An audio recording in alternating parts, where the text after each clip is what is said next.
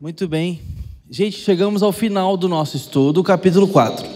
O capítulo 4 é o desfecho da história, é onde nós fomos levados a ver a lição que temos que tirar com essa jornada do profeta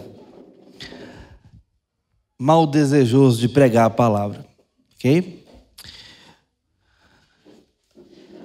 Aí, eu estou encomendando uma imagem para a gente ali, mas é para depois, tá? Se vocês conseguirem, vocês me falam. Muito bem. Nós chegamos aqui agora ao capítulo de número 4. E eu quero ler, antes de qualquer coisa aqui para a gente poder pensar esse encerramento e essa lição final que nós temos aqui. Atenção ao capítulo 4, portanto, vou ler aqui para nós. Com isso, desgostou-se Jonas extremamente e ficou irado. E orou ao Senhor e disse: Ah, Senhor, não foi isso o que eu disse, estando ainda na minha terra? Por isso me adiantei fugindo para Tarsis, porque sabia que és Deus clemente, misericordioso e tardio em irar-se, e grande em benignidade, e que te arrependes do mal. Peço, pois, ó Senhor, tira minha vida, porque melhor me é morrer do que viver. E disse o Senhor: É razoável essa tua ira?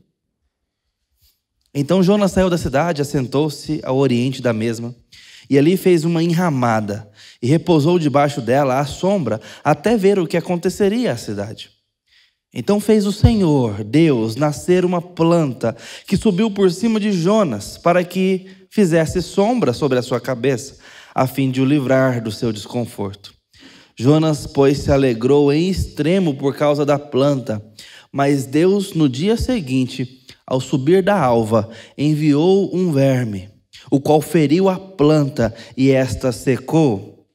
Em nascendo o sol, Deus mandou um vento calmoso oriental. O sol bateu na cabeça de Jonas, de maneira que desfalecia.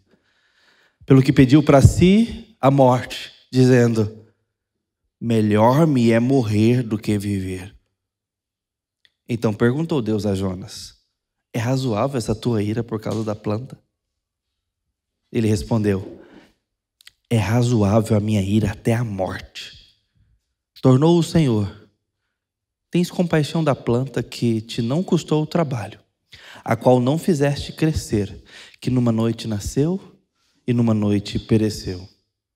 E não hei de eu ter compaixão da grande cidade de Nínive, em que há mais de 120 mil pessoas que não sabem discernir entre a mão direita e a esquerda, e também muitos animais? E aqui nosso livro se encerra. Essa reflexão para Jonas aprender, pensar e mudar. Pergunta então da vez. Hoje a gente não vai ter o nosso apoio, porque eu não consegui fazer, tá bom? Na verdade foi uma correria para esse pastor aqui, então a gente estava trabalhando o material enquanto não chegava a próxima pregação. E essa noite eu decidi dormir, então não fiz. Mas eu vou pregar mais animadinho pelo menos, tá? Em compensação. A pergunta que vai ficar para a vez, então eu quero que você preste mais atenção ainda, porque não vai ter o reforço ali te lembrando o que eu poderia ter escrito, tá? A pergunta é: você está disposto a deixar Deus te ensinar? Porque é isso que está acontecendo aqui no livro. Deus aqui, como eu disse no primeiro momento nosso, está em sala de aula com seu aluno. E nós temos o grande enredo por trás, que é a salvação de Nínive. O vislumbre e deslumbre dos marinheiros. As forças da natureza obedecendo a Deus. Obrigado. Esse é o palco, é o enredo por trás, mas o que está acontecendo no primeiro estágio, o que está acontecendo debaixo das luzes principais, é Deus e Jonas. Perceba que essa cena, eu falei para a gente encarar Jonas como um filme, então perceba o seguinte: Jonas está agora no alto da colina, assentado. O pregador, que talvez não seja lá um fazedor de tendas como Paulo, prepara ali para ele, improvisadamente, uma cabaninha, uma enramada. Ele tentou fazer ali para ele um abrigo do sol. E ele olha Nínive de longe. Deus vem falar com Jonas e a câmera está aqui neles. E perceba então que Nínive está em segundo plano. Nínive está em desfoque. E o foco está em Jonas. E o que é que nós vemos agora nesse close? Um bico desse tamanho. Jonas está... A melhor palavra teológica que eu consigo achar para isso aqui é emburrado. Emburrado. Amargurado com o que está acontecendo. Então nós temos que pensar a partir dessa pergunta. Perdão. Você está disposto a deixar Deus te ensinar? Porque Deus quer ensinar Jonas. Jonas está disposto a aprender? Então tem 3 verdades aqui dentro dessa, para a gente cumprir o capítulo 4. Primeira verdade tem a ver com a primeira, lá atrás, da primeira palavra. Deus não é como nós. Essa é a primeira verdade. Deus não é como nós. Deus não está mais irado com Nínive. Deus está salvando Nínive, amando Nínive, perdoando Nínive, tendo compaixão de Nínive. Deus está celebrando Nínive. Deus está aqui tendo alegria e deleite em ver pecadores voltando para Ele, vendo filhos sendo adotados, vendo a casa dele se encher. Deus é Deus e Deus é assim. Nós temos preferências quanto à salvação das pessoas. Jamais, pastor, nunca pensei isso. Ok. Mas tem gente que a gente não queria que estivesse na igreja. Tem gente que a gente não queria que fosse dessa igreja que eu participo. Tem gente que eu não quero que venha para essa igreja.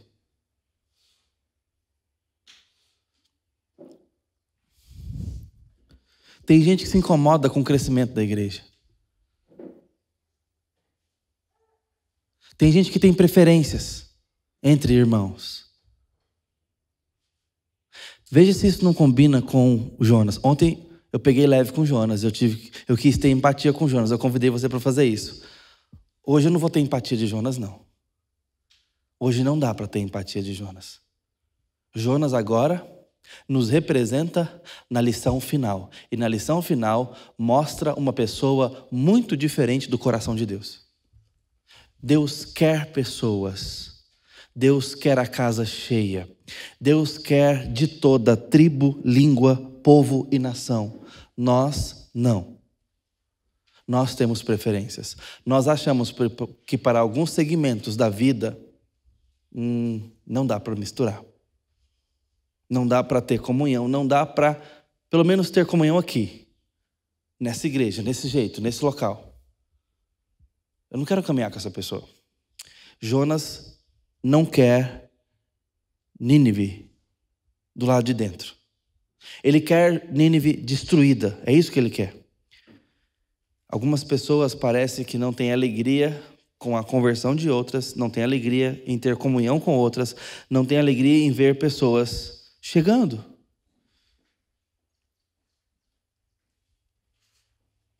Ontem eu fiz aquele pedido para a igreja para que a gente tentasse, se esforçasse um pouquinho para nos misturarmos um pouco mais. E não é porque somos Jonas e queremos ver pessoas aqui destruídas e não amadas por Deus. Calma, vamos dar um passo para trás. É pela comunhão mesmo. É pelo intuito da gente poder se misturar, conhecer pessoas e tudo mais.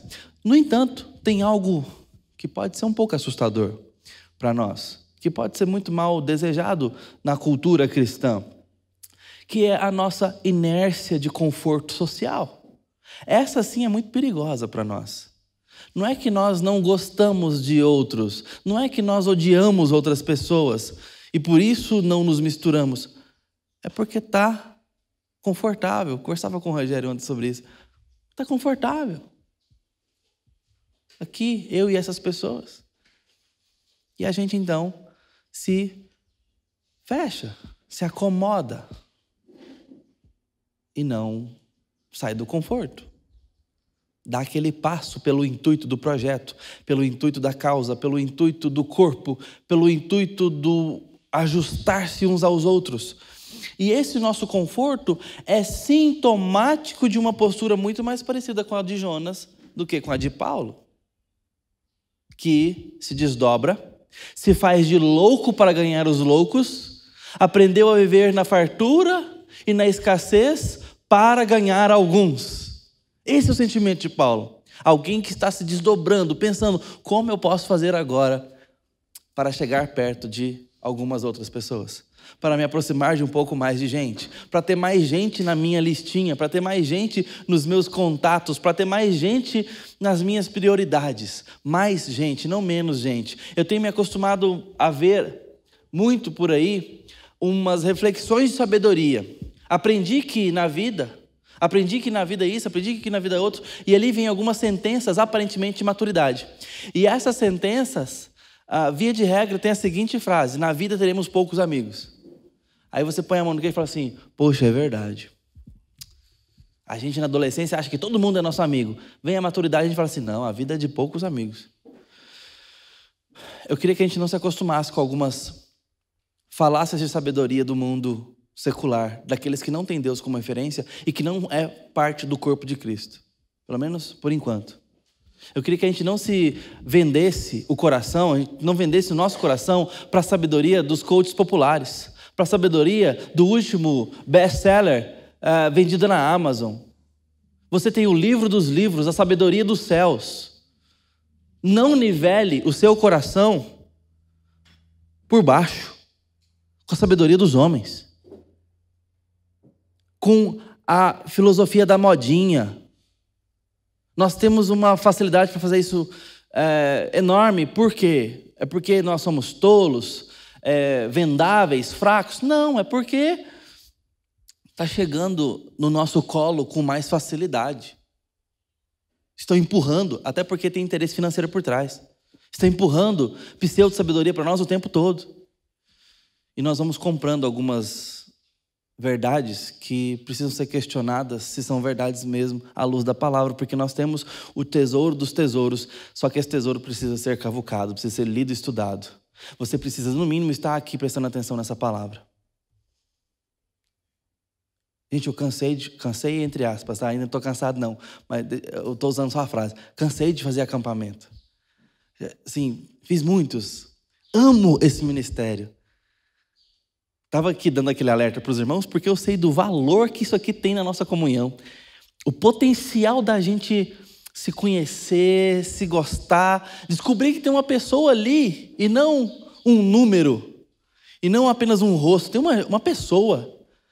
A interação dos quartos, de uma caminhada que nós fizemos, passar frio aí no Rio, comer junto, jogar bola, quebrar o dedo, reclamar com o irmão, pedir perdão. Isso aqui, acampamento nos proporciona de uma forma muito intensa, que a nossa dinâmica cristã normal na cidade dificulta muito, não é possível. É muito valioso, claro que nós fazemos, mas são propostas diferentes em termos de potencialidade. Aqui a gente tem um potencial de gastar tempo juntos, de conhecer os meninos brincando aqui.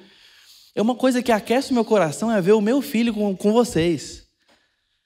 Sabe assim, tem um filme do Procurando Nemo, que eu não sei agora qual deles, porque tem mais de um, que tem uma correnteza das tartarugas. E as tartarugas estão passando uma correnteza. Oi? Primeiro filme. As tartarugas questionáveis. Elas estão assim, naquela corredeira. E aí o Nemo pega e entende com a Dory que eles têm que entrar naquela corredeira com eles, e a tartaruga amiga deles, faz amizade, né? Sai ali e... É uma tartaruga universitária. Ela sai dali e depois... Da Federal. Ela sai, faz amizade com eles e volta para a corredeira para... Depois eu explico a piada para quem não pegou. Não é boa, não. E aí, eles vão naquela corredeira e falam assim... Pronto, sumiu todo mundo agora. Tava procurando um, agora vai procurar todo mundo. E de fato, depois sai outro filme, né? Que é Procurando a Dory. Todo mundo, eu sabia que ia se perder naquilo lá. Tô brincando, eu sei que não foi, tá? Aí, é assim que eu sinto o meu filho na igreja. Porque hoje, por exemplo, eu tinha que preparar as coisas aqui, a Júlia já estava tomando café, deixou a gente dormindo. Eu peguei o Tito e entreguei no primeiro que estava passando e ele desceu. Pus ali na cangota, ali no cangote do Jefferson. Leva para a mãe, por favor. Tchum, corredeira levou. Você não é tartaruga questionável não, tá? Era só o parâmetro. Foi o pocotó, beleza, melhor. Então, mas eu acho isso belo, lindo, que assim, aqui no acampamento, já era assim, mas no acampamento, eu estou vendo a alegria dele de acordar todo dia e ver os amiguinhos da igreja. Acorda e tá lá a Ana Clara, a Lulu, a Liz, o Lui, tá ali, os amiguinhos da igreja, todo dia acordando, como se fossem irmãos. Olha a frase que eu acabei de falar. Como se fossem irmãos. E vocês sabem que o meu filho tem uma dorzinha no coração. Ele não acorda com a irmã todo dia. Mas ele gostaria. Vocês nunca viram esse menino chorar quando ela vai embora. Minha dor volta tudo de novo. Toda santa semana que isso acontece. E eu vi a alegria dele de estar aqui com os amiguinhos da igreja, como se fossem irmãos. Sabe por quê? Porque são irmãos. Nós somos irmãos. Então, eu valorizo muito isso daqui, porque é onde a gente tem condição de experimentar um pouquinho mais essa verdade. Mas eu peço a Deus para que essa igreja se ame, se goste, viva junta, ande junta. Misturar para almoçar é patético perto do que nós estamos tendo a possibilidade de experimentar. De fato, se importar um com o outro. De ter o outro na consideração. É isso que Jonas não tem com aquelas pessoas. Ele não quer olhá-las como irmãs, como potencial família. Gente dele, ele não quer isso, ele entende que não é. Não é para eles. Mas Deus não é assim. Deus não faz as coisas assim. Deus é aquele que está de braços abertos para todos que forem na direção dele. Está disposto a colocar uma túnica quando o rebelde foi embora e está voltando, e não uma túnica melhor que tem. Colocar um anel nos seus dedos, sapatos nos seus pés, dizendo: você é meu.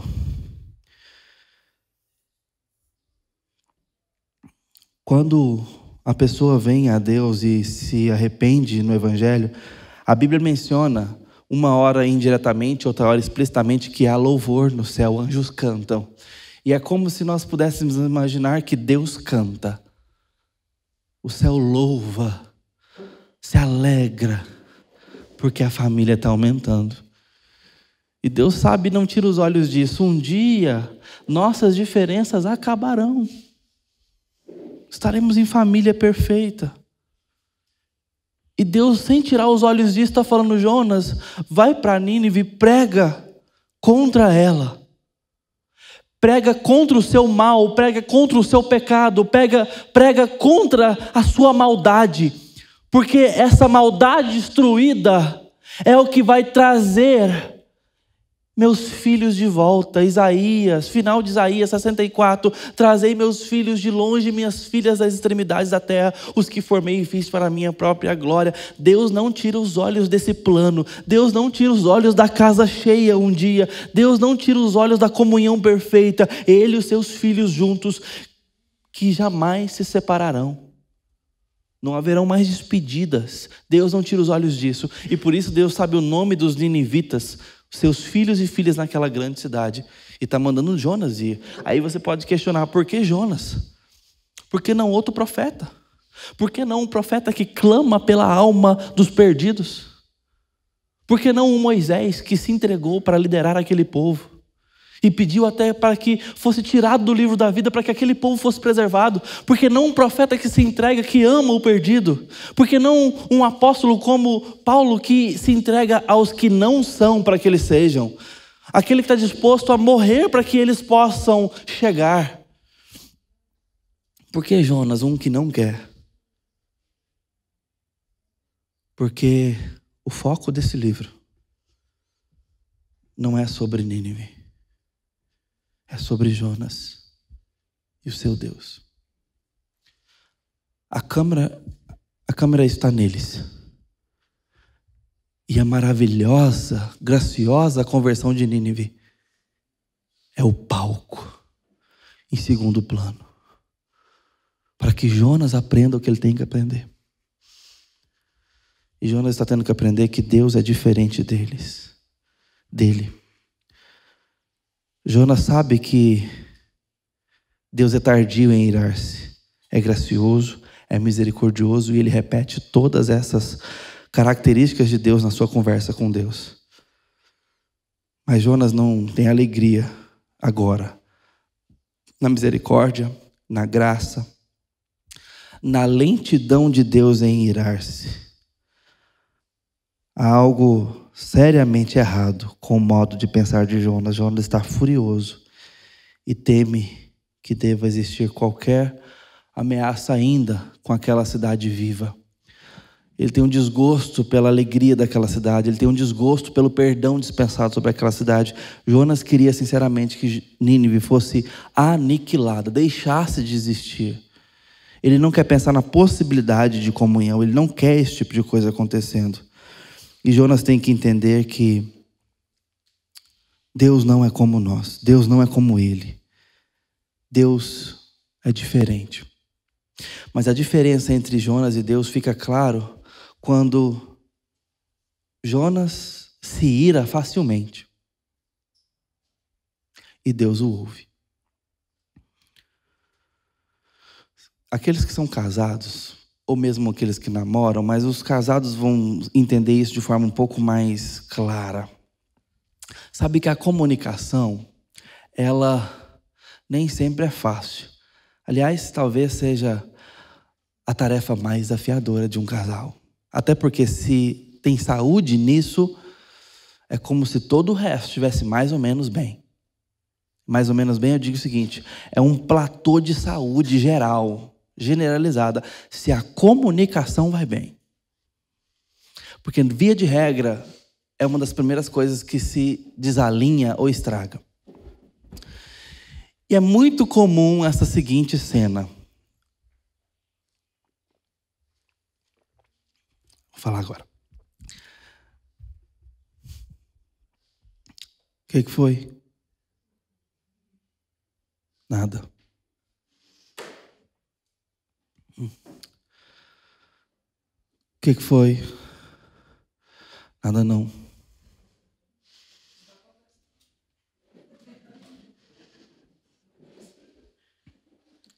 É fome?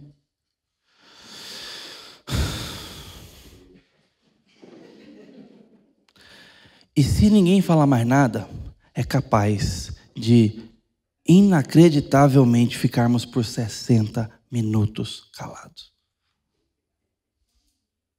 Constrangedor. Ó. Via de regra tem esse reforço.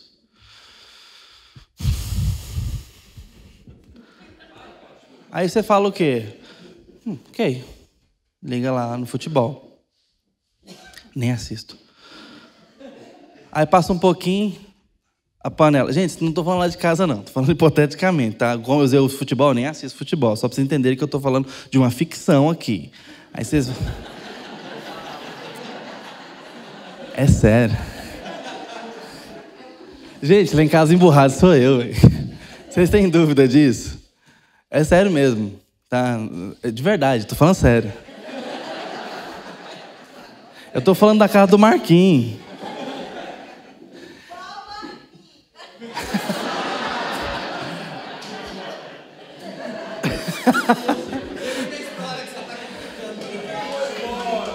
Tem hora que eu falo, uai.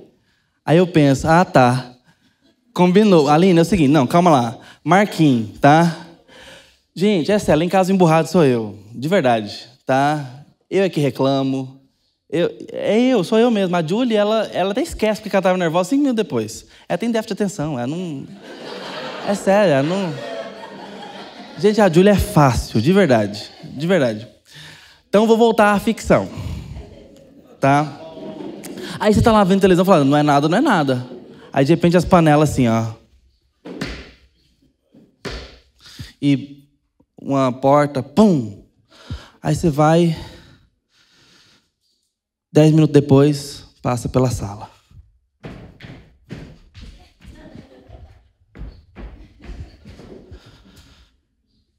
Sim, não é nada, né? Então, não devo me preocupar, não é nada.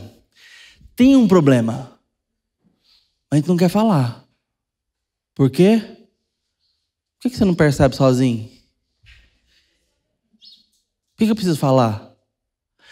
Porque é assim que seres humanos falam desde que a comunicação foi estabelecida mecanicamente no diafragma, na voz, na língua que se articula toda para acontecer isso. A gente desenvolveu vocabulário, linguagem. É assim que seres humanos se comunicam. A gente não faz mímica. A gente não faz gestos. Temos expressões faciais, temos uma língua articulada, temos vocabulário complexo. A gente usa palavras. E é capaz de conversar um com o outro. Mas as nossas emoções são capazes de amassar isso tudo e jogar no lixo. E a gente complica o negócio. E aí vem É como se fosse um demôniozinho dentro de nós chamado orgulho. Quem vai vencer aqui? O que tomar a iniciativa primeiro de falar, tá bom, fiz alguma coisa errada, vamos resolver. Essa atitude vai resolver o problema. Vai, 100% certeza. Mas é humilhante.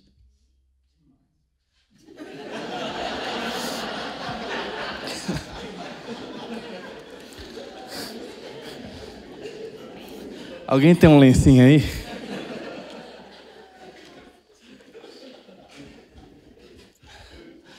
Ô, Neidinha. Então, é humilhante. Mas quando se trata de alcançar o coração do outro, numa relação o coração nunca poderia ter se desapartado, qual é o preço que é grande demais? Só que nós somos orgulhosos, nós somos vaidosos, chegamos no ponto de Jonas, autocentrados. Somos absurdamente autocentrados. E nesse egoísmo, nós mal conseguimos pedir desculpa e conseguimos abrir condição para tratar a nossa comunicação e seguir. Imagine só, você tem 4 horas de viagem, saindo de Goiânia, azedou. O que é mais inteligente? Resolver o mais rápido possível. Desenvolver a arte de dizer, meu bem, eu não sei o que eu fiz errado, mas me desculpa imediatamente, me perdoa. Eu errei mesmo.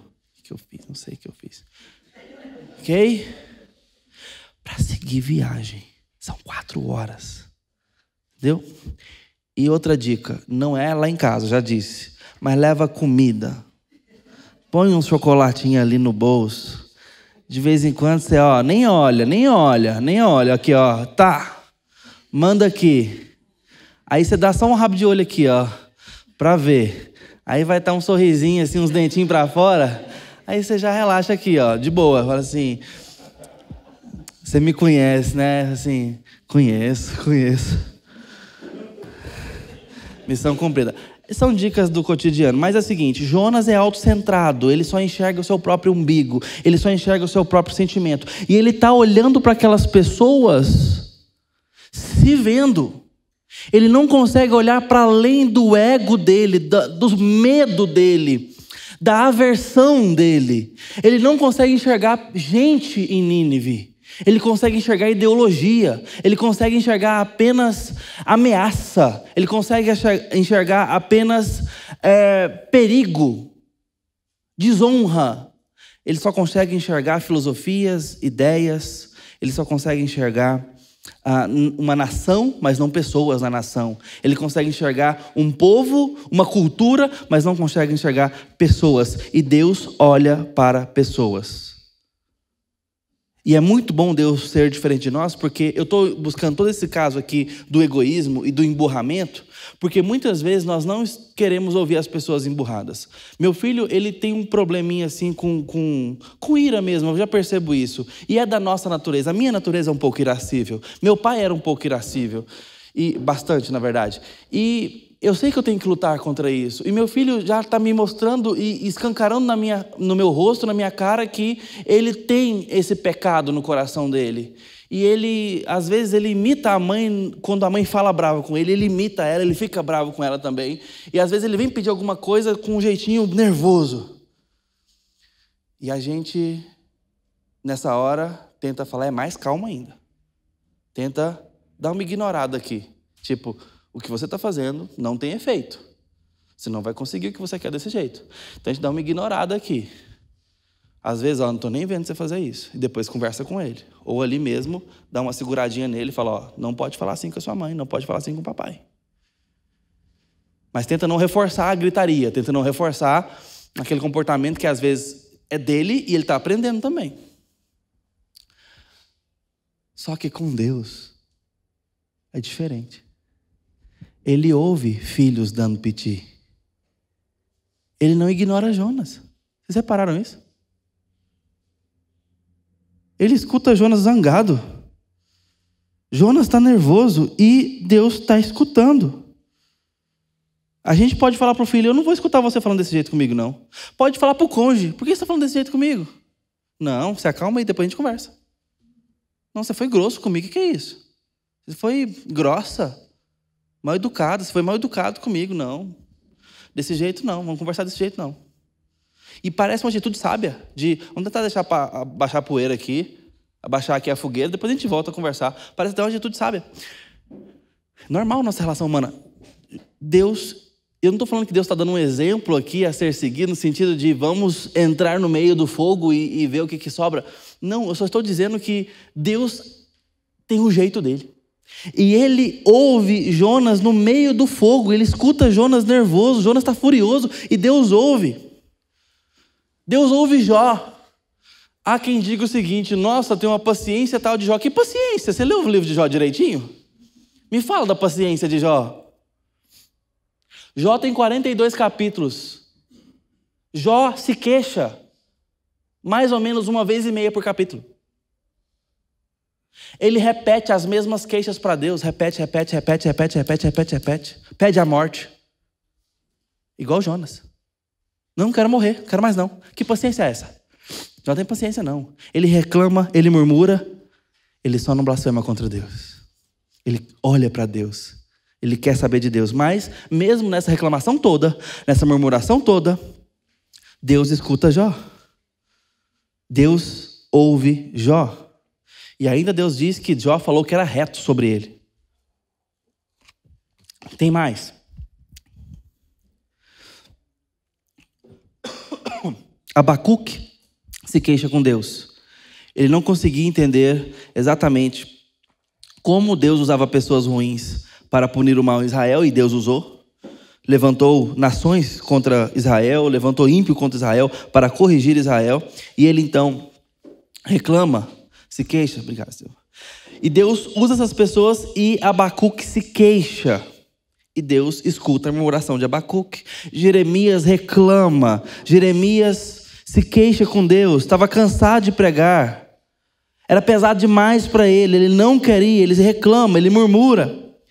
Mas Deus então, com paciência, o ouve, o ensina. E depois ele mesmo insiste em querer fazer o trabalho. Deus escuta esses homens todos, nervosos, murmurados, cansados, queixosos. Deus escuta. Obrigado. Deus ouve. Deus tem algo a ensinar para essas pessoas e não apenas para o povo. Então, a gente tem que pensar, por que Jonas está realmente irado? Ele está irado porque Deus não é parecido com ele. Porque os sentimentos de Deus não são os sentimentos dele. Porque Deus não entra na pilha dele. Porque Deus não está usando o coração de Jonas como parâmetro para a realidade. Ou sim usando o seu próprio coração para ensinar a realidade de Jonas. Deus está vendo pessoas, está amando pessoas. E Jonas está odiando pessoas. É isso que ele está fazendo. Muitas vezes, nós temos teologias que querem que Deus seja parecida conosco. Nós, no Brasil, e muitos de vocês aqui eu sei, porque a gente vai recebendo gente na igreja, a gente conversa, pergunta qual que é o pano de fundo teológico, de onde você está vindo de igreja, e muitos de vocês foram ensinados. É quase que o nosso berço teológico geral do Brasil, quase que 100%, tá? Mas alguns tiveram outros ramos aí do cristianismo e foram ensinados no outro viés teológico. Mas quase que 100% vem de um berço teológico que nós chamamos de arminianismo.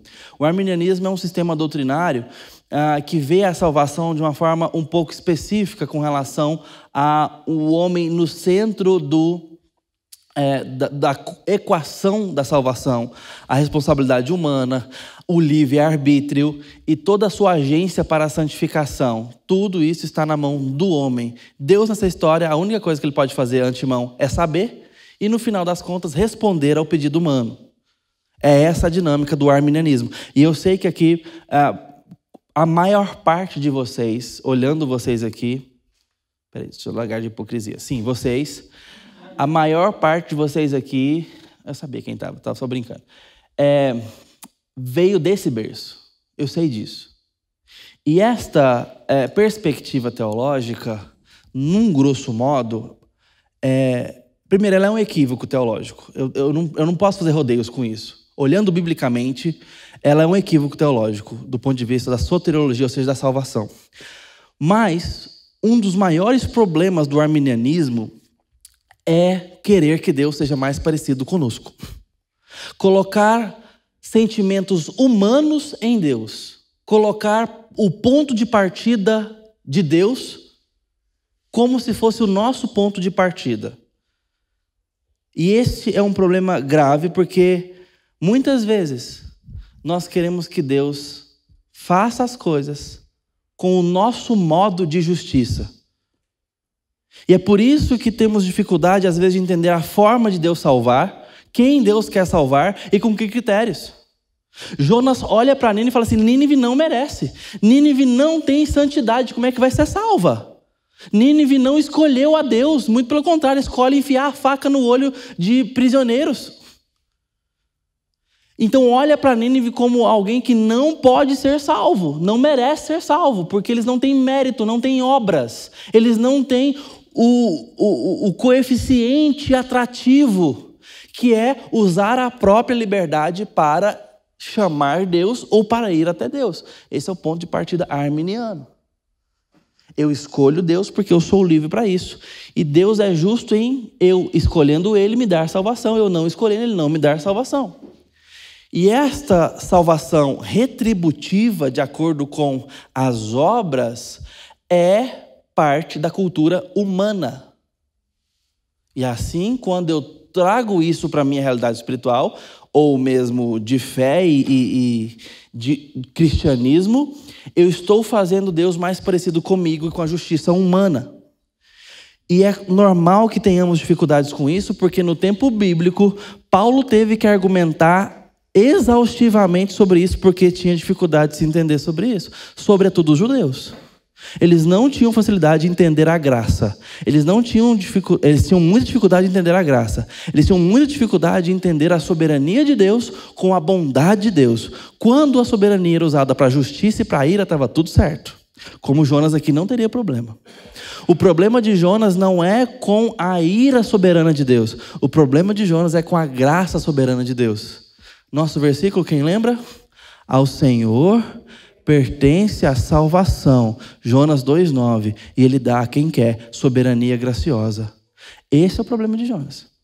Salvar quem eu acho que é bom é fácil. Salvar quem eu sei que é mal é muito difícil. E eu não quero que isso aconteça. Jonas é alguém que quer que Deus seja mais parecido com ele e sabe que Deus não é. E isso é por isso que ele está irado. Jonas reclama. E Deus ouve. Jonas não apenas reclamou, ele pediu a morte 2 vezes. E Deus ouviu. Deus conversou com ele. Moisés fez a mesma coisa em Números 11. Abre aspas. Olha a murmuração de Moisés. Para a gente não deixar a Jonas sozinha aqui. Não fui eu que trouxe esse povo à existência. Reclamando que estava carregando aquele povo lá. Agora eu falei de Moisés, né, que pediu para riscar ele do livro da vida. Mas esse mesmo Moisés é esse cara aqui. Ó. Não fui eu que trouxe esse povo à existência. Eles não são povo meu. Eu não sou o pai deles. O Senhor os trouxe à existência e me colocou responsável por eles. E olhe para eles. São um grupo de murmuradores, ranzinzas, mal-humorados. Estou cansado deles, farto deles, não aguento mais. Eu quero deixar essa tarefa. Então me mate aqui e agora. Se você tem algum respeito por mim, me mate. Fecha aspas. Números 11, numa linguagem mais contemporânea. Esse é Moisés. O que Deus faz? Escuta. Entre em diálogo com Moisés. Deus não é parecido com a gente. A gente teria outras formas de resolver isso aqui. Deus não, escuta. Fala com Ele. Deus está ouvindo essas pessoas. E você, se queixa para Deus? Você tem formas diferentes de conduzir as coisas que você preferia que fossem diferentes das que Deus faz? Você acha difícil falar com Deus em momentos que seu coração está muito irado, em momentos que você está muito angustiado como as coisas estão indo? Jonas está angustiado como as coisas estão indo. O que você faz quando as coisas não vão bem? Você se alinha com Deus ou você apenas quer que elas mudem? E só ora para elas mudarem? Ou você ora para entender o que Deus pode estar fazendo? Ou você ora para que Deus te dê sabedoria para agir naquela situação? Qual que é o seu ponto de partida? Estou dando várias possibilidades. Qual é o seu ponto de partida com Deus? Você ora, vamos começar aqui, nosso segundo momento. Como é que é a sua dinâmica de oração? Você realmente acredita que Deus se interessa, que Deus está ouvindo? Eu estou te mostrando que Deus ouve murmuradores, que Deus ouve filhos irados, que Deus ouve filhos cansados, para te encorajar a não deixar de falar com Ele e usar aquela definição que nós trouxemos de oração. Orar é falar tudo que está no nosso coração para Deus. Não é falar as palavras certas, é falar o que está no nosso coração para alguém que escuta, para alguém que quer ouvir. Em qualquer que seja a circunstância, em qualquer lugar, seja na barriga de um peixe, seja areando uma vasilha, seja trabalhando, seja na viagem, seja antes de deitar, seja ao acordar, seja onde for, Deus está disponível para ouvir orações e ouvir tudo que está no seu coração e lidar com você. Deus não tem dificuldade com seus sentimentos. Deus não tem dificuldade com a sua ira contra Ele. Deus não tem dificuldade com isso. Eu não estou falando que você está certo. Eu não estou falando que não tem pecado aí. Eu estou falando que quem pode lidar com isso é Deus, o Deus que ouve. Deixa Ele tratar. Lembra da pergunta dessa lição? Você está disposto a deixar Deus te ensinar? É assim que Deus vai ensinar. Olhe para nossas dinâmicas de filhos. Nossos filhos ali chegando à adolescência. Nossos filhos pequenininhos. Ana Clara ontem estava ali brincando e ela pisou em falso na passarela e travou, chorando. A Mariana foi até ela e falou: filha, o que foi? Fica calma. Onde está doendo? Onde você machucou? E ela continuou chorando um pouquinho mais. A Mariana perguntou de novo: onde foi o machucado? A gente quer que o filho nos mostre para que a gente examine.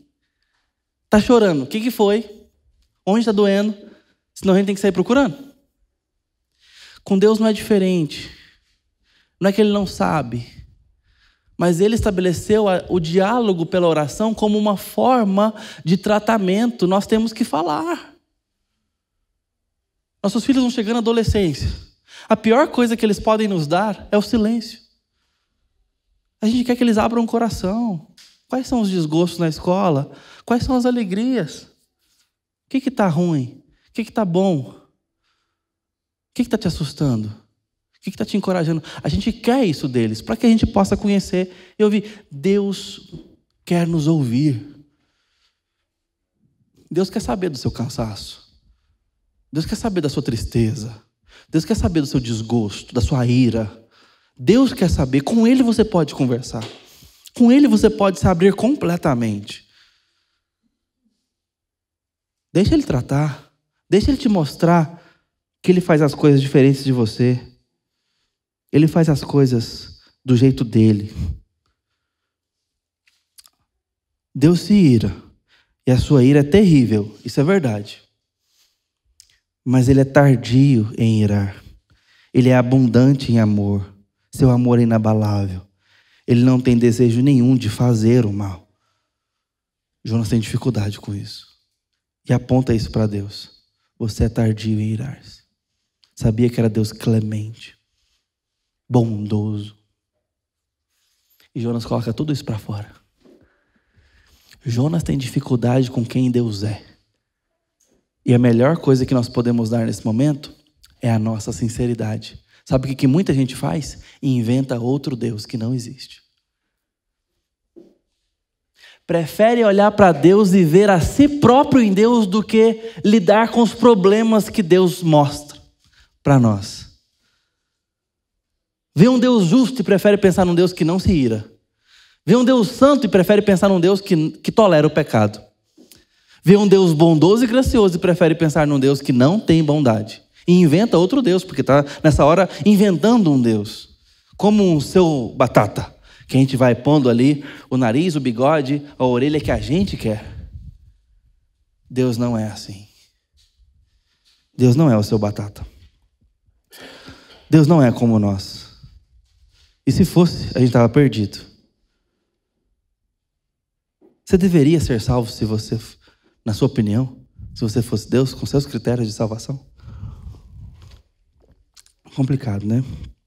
Os deuses gregos, por exemplo, se você for estudar na escola, ali você percebe que são extensões humanas, dos sentimentos humanos.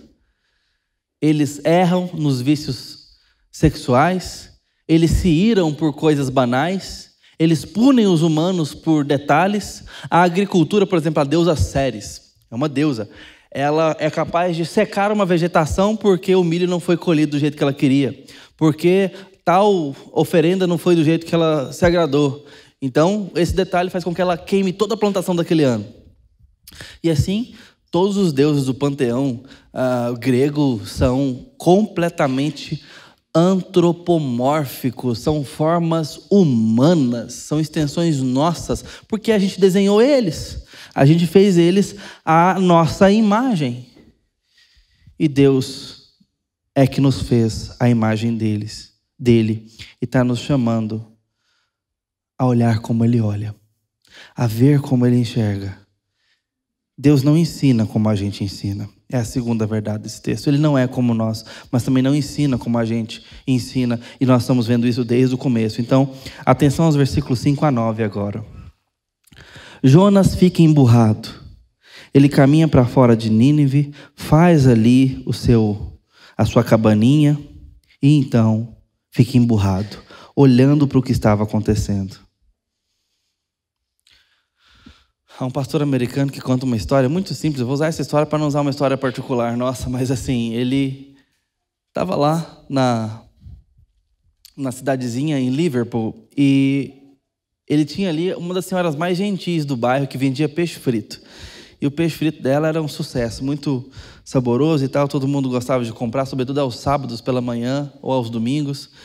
E ela era muito gentil. Quando chegava peixe fresquinho, ela avisava ali os moradores, sempre cumprimentava, queria saber da igreja, queria saber da esposa dele, e ela era muito doce. Até que um dia ela bateu na porta da casa dele e falou assim: pastor, minha filha quer se casar na sua igreja. Bom, ele não expõe as razões, mas ele já falou de cara para ela: vou falar com os presbíteros da igreja, mas acho bem improvável que aprovem. Certamente estamos falando aqui talvez de um casamento ou um julgo desigual ou de um casamento ímpio, alguma coisa do tipo, mas ele não expõe as razões, mas deixou claro que esse não era o foco, era simplesmente um caso impeditivo. E ele então falou: vou falar com os presbíteros, mas eu já vou adiantando para a senhora que vai ser bem improvável que eles aceitem, tá? Porque existem alguns critérios aí para a gente aprovar. E ele então tem que ir até ela e falar: olha, infelizmente, como eu disse para a senhora, o conselho dos presbíteros não aprovou. Tá? Nunca mais essa mulher cumprimentou o pastor. Ele chegava na peixaria, ela saía à porta dos fundos e ficava esperando ele ir embora. Ela cruzava a rua quando topava com ele. Ele cumprimentava ela, ele deixava ele falando sozinho. Isso é o emburramento grave. É o desgosto final. Porque não atendeu a algo particular. Não fez o que eu queria, como eu queria.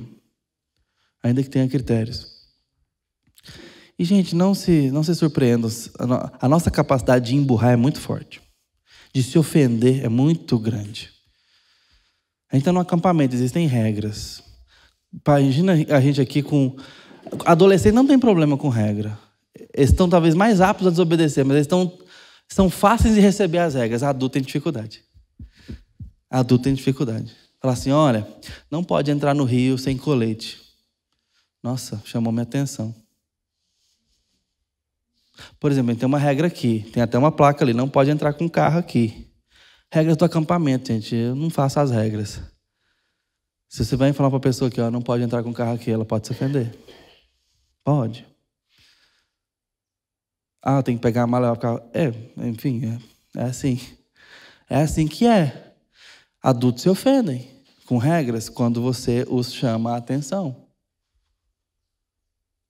Tá o culto acontecendo, de repente tem uma pessoa falando muito alto ali no corredor, você fala assim, nosso culto começou, vamos maneirar aí. Às vezes, oficiais da igreja se ofendem. Estou dando exemplos cotidianos de regras, porque é onde mais acontece. Vocês sabem do que eu estou falando? Acontece. A gente se ofende. E a gente amargura, fecha o coração. Jonas está emburrado e amargurado. Está com o coração fechado. Porque a coisa não foi do jeito que ele queria. A coisa não foi do jeitinho que ele queria. 5:9 está falando sobre isso. Pessoas emburram. E eu vou ficar no meu canto até ele vir me pedir desculpa. É por isso que Jonas faz o que faz. Você tem filho que emburra? Seu marido emburra? O que você faz? Jonas está emburrado. Deus vai atrás dele. Deus vai até ali e fala com ele. Deus está querendo falar com Jonas. Versículo 5, por exemplo.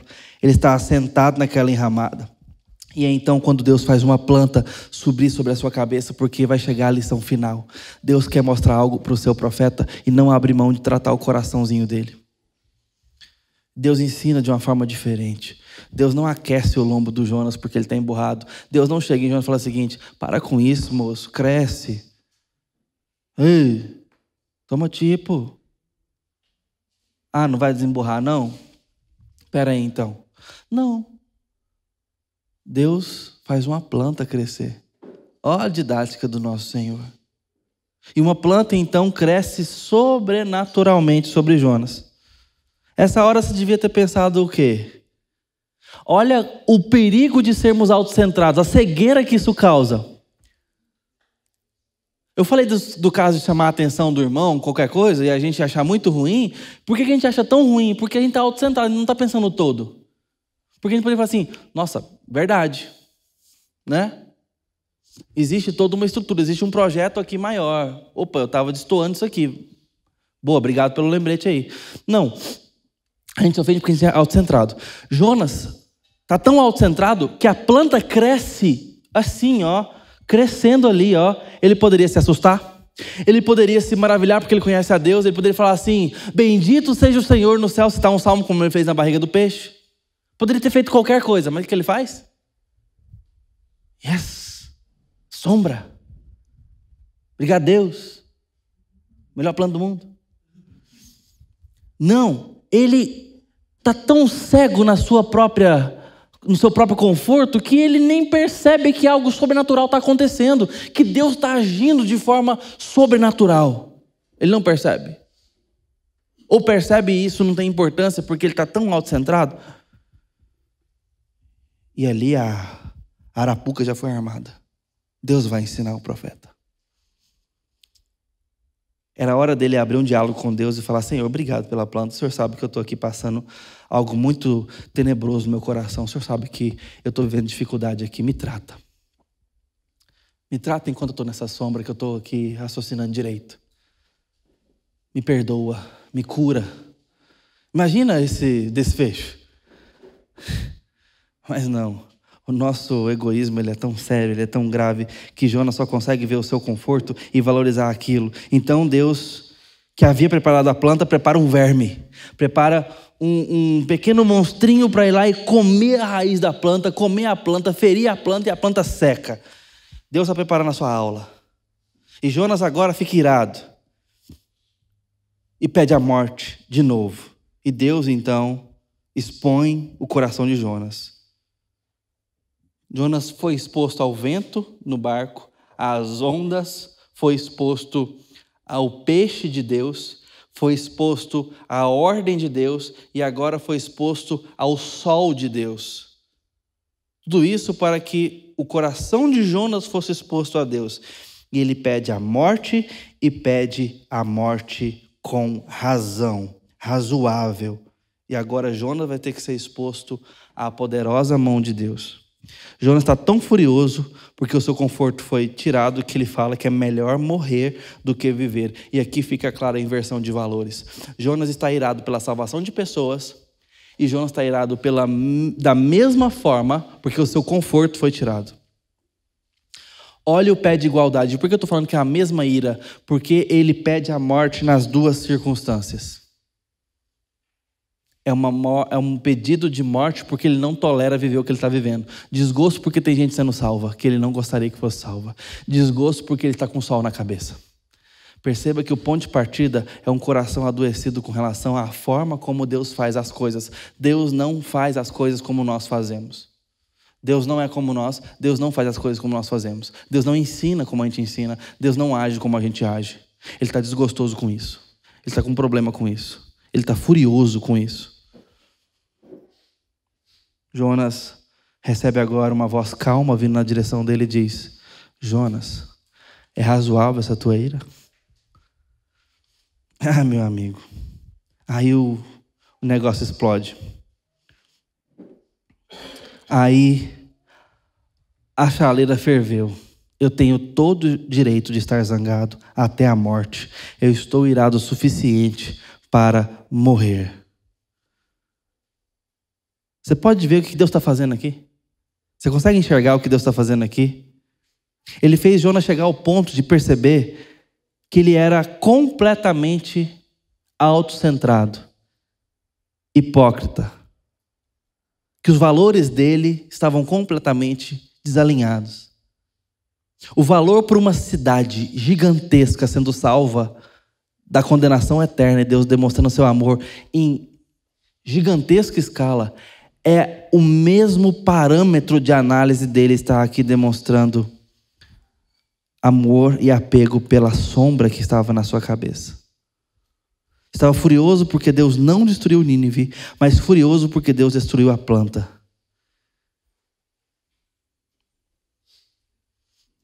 Que tipo de pessoa é capaz de pensar dessa forma?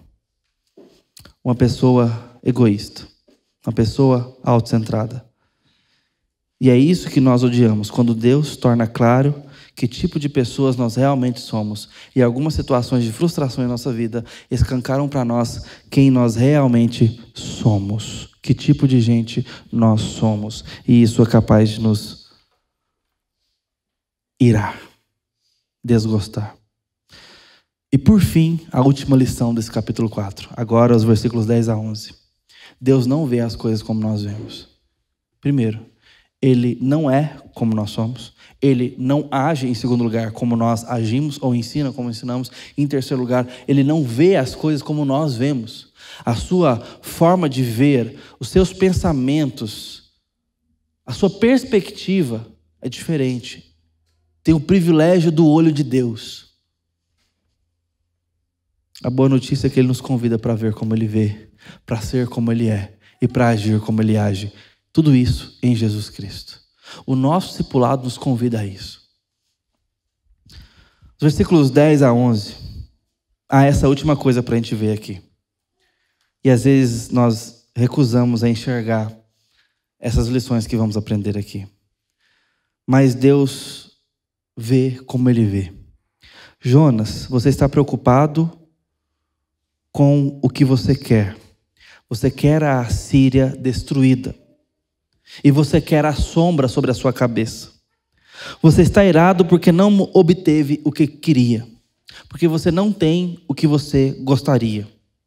Você está zangado porque eu poupei a cidade e não poupei a planta. Jonas, você não consegue ver o que eu vejo? E o que é que Deus vê? Uma cidade arrependida. A estimativa histórica é que Nínive, e a grande Nínive, vamos colocar assim, estima-se entre 500 mil e 1 milhão de pessoas. Goiânia hoje tem 1 milhão e 500 mil pessoas. Não é isso? Mais ou menos isso. Para a gente dimensionar. Nínive, a estimativa aqui tem essa margem de 100% de erro, mas é porque, de fato, é uma estimativa que a gente tem a partir das crianças. E pelos dados históricos ao redor da época. Mas era entre 500 mil pessoas, entre jovens e adultos, a 1 milhão de pessoas. Além de muito pasto, muito gado, muitos animais do campo, muitos milhares, e pelo menos 120 mil crianças. É sobre isso que o versículo 11 está dizendo. Essas pessoas, todas, era o que Deus estava vendo quando olhava para Nínive. Gente, o que você vê quando caminha na rua? O que você vê quando está na fila do mercado, no trânsito, num parque, num final de semana? Onde você vê Deus? Nós estamos num lugar lindo, uma cachoeira bela. Quando está cheia, fica mais linda ainda. O rio desce com tudo. Aquele véu da sua cachoeira ali, da queda, ele se abre, fica branquinho, lindo. O som das águas, a gente vai chegando na trilha, quem fez, vai chegando e começa a escutar aquela queda. E quando o rio está cheio, aquele volume do som se intensifica, fica alto, fica gostoso e ao mesmo tempo assustador. É muito bela a natureza. E a gente chega ali e vai avançando o olho, vendo coisas maiores do que nós. É lindo, né? Eu preparei, pedi o Betão, o Marquinhos, para me ajudar aqui. Tem a imagem, será que a gente vai conseguir enxergar? Tem uma imagem que eu queria mostrar para vocês e queria fazer uma pergunta para ver as coisas como Deus vê. Ok. Ali é parte das cordilheiras dos Andes. Pelo menos eu pedi. É, né, Marquinhos? Não é uma negresco com açúcar refinado, não, né? Cordilheira dos Andes. Eu já pude estar ali pertinho, já fui para o Chile ali, queria muito pegar a mochila, pôr nas costas, um tênis cravejado e subir parte ali, fazer uma caminhada. Minha esposa estava grávida e também ela não é dada a essas coisas. Eu só fiquei imaginando, tipo, está aqui na mão. Aquilo ali é belo demais. O Vale Nevado, aquele lugar tudo ali é lindo. E está ali parte da cordilheira começando. É um pedacinho da natureza bela que Deus tem em todo lugar, como o nosso cerrado. Esse descampadão aí, tem belezas. Aqui para trás, gente, indo para Pirenópolis, já pude fazer essa trecho aqui, daqui até Pirenópolis. Dá mais ou menos 50 e poucos quilômetros. Andando. É lindo demais. A gente vai subindo. Betão levou o pessoal, Sal da Terra, para ir lá no Pico dos Pirineus. É uma altitude, gente, que vai subindo, subindo, subindo. E quando você vê esse cerradão nosso, com uma beleza particular, ali para a esquerda, depois dessa altitude, gente, vai algum médico aí, tá? Eu tô com uma veia aqui que tá me dando dormência. Não sei se tem a ver com o coração. Aí tem um descampadão e ele começa a Cidade de Pedra lá para frente. A Cidade de Pedra é um lugar lindo, lindo, lindo, lindo, onde tem uma formação rochosa ímpar. Ela vai fazendo curvas assim, ó, que você pensa assim, como é que isso aqui está equilibrado? É ali para dentro. É lindo demais. As pedras imensas assim, o cerrado parece que é tudo baixinho. A gente vai chegando ali dentro, começa a ver essas colinas rochosas, as quedas d'água, tem ali as cachoeiras do Sorrisal, que são mais ou menos umas 7 ou 9, agora eu não lembro, 10 ou 13. Tô brincando, eu não lembro quantas são várias, que são as quedas entre as pedras. A gente para lá, faz um almocinho ali de fogareiro. Lindo. Onde você já foi que seu queixo caiu nessa natureza? Às vezes uma bela árvore imensa, uma planta do seu quintal que deu uma flor, uma orquídea toda delicada, que você fala assim, Deus é maravilhoso. Você consegue ver Deus na natureza? E eu te perguntaria, qual dessas imagens mais nos mostra Deus? Aqui é uma fusaca de torcida organizada. Garrafada, facada, xingamento. É organizada. Já foi no jogo do Goiás? Rapaz do céu, é assustador. Não é não, Romero? Nossa, uma bagunça, um trem. Do Vila, não. Vila, não. Tá até parecendo do Vila, que é do vermelhinho ali. Oi. Boa. Abre aí para nós. Sim, tá clarinho, né? Obrigado. Aumenta aí. Boa, Betão.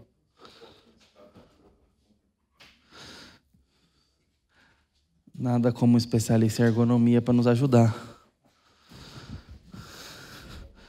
Olha essa cena. Quero que o Marquinhos vai colocar aqui uma a uma para a gente ver. Eu quero que você pense. Onde nós mais vemos Deus? E onde nós mais vemos a falta de Deus? Talvez é uma forma de a gente perguntar isso. Onde dá mais para perceber Deus? Na sujeira? Na violência? Aqui? Não é que é nada, tá? Mas tem. E tem aí cordilheira? A linda cordilheira. É sinceramente, no seu coração, onde você olha e fala assim, Deus. A ou B? A? Aqui? Levanta a mão, deixa eu contar. B. Não? É que você é desconfiado. Gente, teologicamente, há mais de Deus aqui do que em qualquer beleza natural. Nenhuma cordilheira foi feita à imagem de Deus. Nenhuma montanha, nenhum lindo animal, nem as listras da zebra, nem os dentes afiados do tigre, na sua imponência real, nem as mais belas e longas cachoeiras, nem a mais vasta floresta, o mais lindo e imenso mar, foi feita a imagem de Deus. Esses seres humanos aqui caídos foram feitos à imagem de Deus. O que você vê quando anda na rua? Você vê pessoas à imagem de Deus, carentes de restauração, mas há mais de Deus numa briga de torcida organizada do que na beleza do Salto Corumbá. Sim, era uma pegadinha. Estava certo, Petros. Não, tá parecendo do Vila, que é vermelhinho mesmo. Eu falei do Goiás, só foi um desabafo. Mas não é do Vila também não, tá? É do Inter.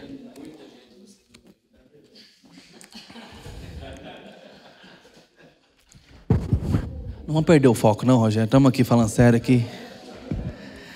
Muito bem. Gente, eu sei, era uma provocação, mas é para que a gente pense sobre isso. Pessoas foram feitas à imagem de Deus e nós temos às vezes mais dificuldade de ver a imagem de Deus em pessoas do que nas coisas. A gente chega numa bela praia e parece que o nosso coração já fica mais crente. É fácil ser crente em Maragogi. Jesus, e o ventinho batendo. É fácil adorar Jesus. Difícil é adorar Jesus ali, ó. T63 com T4, meio-dia, 5 da tarde, buscando menino na escola, pai buzinando estressado. Praça Cívica em Reforma tem 82 anos. Aí é difícil a gente adorar a Deus. É difícil ver Deus no indigente pedindo, batendo no seu carro ali no vidro. É difícil ver Deus nisso. É fácil ver Deus aqui. Uau! Mas Deus não está mais aqui do que Ele está em pessoas. Eu não estou falando para a gente ver Deus nas pessoas. Eu estou falando para dizer que ali está o foco de Deus. Pessoas criadas à sua imagem e semelhança são alvo de Deus para que essa imagem seja restaurada. Deus não está restaurando a sua imagem nas plantas. Ele está restaurando a imagem em pessoas. E Jonas tem dificuldade com pessoas. Tem dificuldade com pessoas. Não, tá bom, tô de boa aqui. Tô brincando.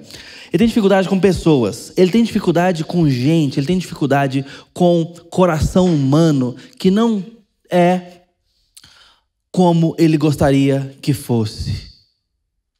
Nós olhamos às vezes para certos lugares, para certas religiões, para certos países, para certos continentes e achamos ali que existem números, existem ideologias, existem impiedade, existe política, mas a gente às vezes tem dificuldade de ver que ali existe necessidade de Deus, pessoas carentes por Deus.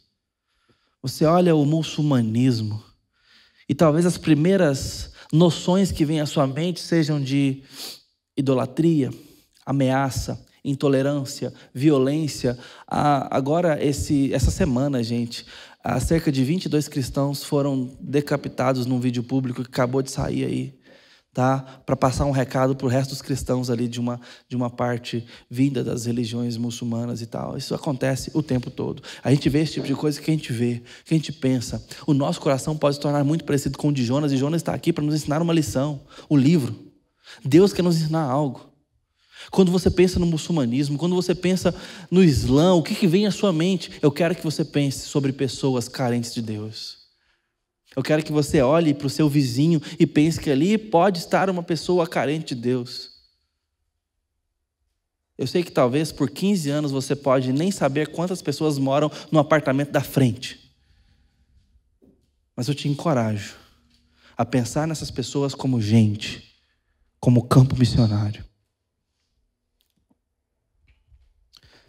Quero que você pense como campo de missões. Há milhões de meninos e meninas sem Cristo e sem esperança no muçulmanismo hoje, no seu prédio, no nosso bairro.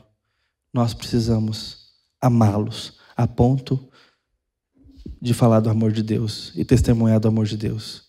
Qual a lição que a gente vai tirar de tudo isso? Que nós devemos aumentar sempre o desejo de enxergar como Deus enxerga. Tudo o que Deus ensina tem essa intenção. Enxergar cada pessoa da forma como Ele enxerga. Ver como Ele vê. Esse é o fim do livro. E Deus levanta uma pergunta. E Jonas termina como termina. Por que termina assim? É uma conversa entre Deus e Jonas. O foco chegou ao seu ponto mais nítido, mais definido. Está escrito para nós algo particular entre Deus e Jonas, e não tinha mais ninguém ali, talvez só o vermezinho que ficou para ver o que ia acontecer. Não tem mais ninguém. Quem escreveu esse livro? Muito provavelmente Jonas. Jonas, tratado por Deus, está expondo a si próprio, dizendo: eu aprendi do meu Senhor esta lição. E é tão clara a lição que a pergunta de Deus ensina e não a resposta de Deus. Jonas, você entendeu agora? Como eu não vou ter compaixão da grande cidade de Nínive, onde há tantas pessoas e tantos animais?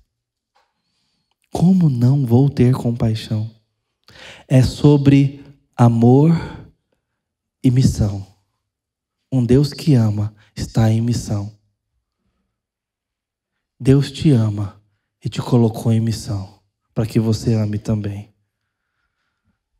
Esse é o livro mais missionário do Antigo Testamento. E a minha pergunta é: você tem levado a sério a missão de Deus no mundo? Ela ocupa suas orações? Você, como um missionário de Deus, Ou você pensa em missão, que é aquilo que nós fazemos com as pessoas que estão do outro lado do país ou do mundo? Também é. Mas nós somos.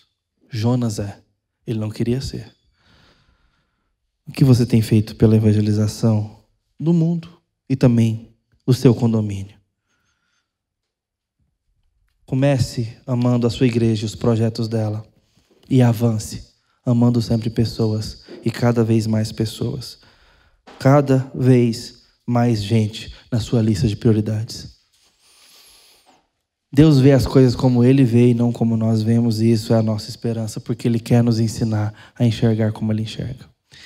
Eu espero sinceramente que esse tempo aqui tenha te, além de ensinado um livro inteiro da Bíblia, exposto a você, que tenha te dado um calor no coração de se apegar mais ao Deus que está em movimento e se juntar a Ele, para ver como Ele enxerga, para pensar como Ele pensa, para ser sincero com Ele e se deixar ser tratado. A pergunta da aula de hoje: você está disposto a deixar Deus te ensinar? Eu repito essa pergunta: você está disposto a deixar Deus te ensinar? Anda mais com Ele. Aceita o convite dessa igreja de se envolver na missão de Deus. No mais, muito obrigado pela atenção a essas palavras, ao interesse dessa igreja de continuar aprendendo a Bíblia conosco. Que Deus te faça missionário, missionária, e que possamos seguir juntos com a graça dele, cada dia mais sendo tratados. Que Deus nos abençoe. Vamos orar. Ó Deus bendito, Pai amoroso, Pai bondoso, chegamos ao final dessa jornada de exposição bíblica e pedimos que o Senhor nos ensine a pensar como o Senhor, a sermos mais parecidos com Jesus.